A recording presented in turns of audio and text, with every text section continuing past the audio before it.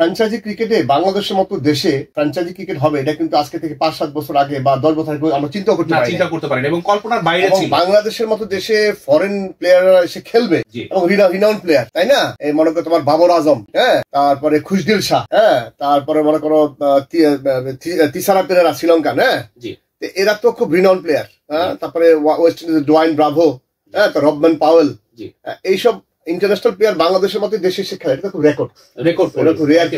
আমার মনে হচ্ছে যে এইবার যে এই উৎসবটা বিশেষ করে হচ্ছে স্কুল পর্যায়ে এদের মধ্যে খুব কালারফুল একটি প্রোগ্রাম কিন্তু অ্যারেঞ্জ করা হয়েছে এবং এর ভিতরে কিন্তু স্বপ্ন ঢুকে যাচ্ছে। তোমরা জানো কিনা আনিসুর রহমান, যে এই পুরো প্ল্যানিংটা কিন্তু এসছে আমাদের সকলের প্রিয় এবং শ্রদ্ধেয় সম্মানের জায়গা অধ্যাপক ডক্টর মোহাম্মদ ইউনূসের মানে মনন থেকে এসছে, যেটা এই দেশকে এগিয়ে নিতে হলে কিন্তু এই তরুণদেরকে এগিয়ে নিতে হবে।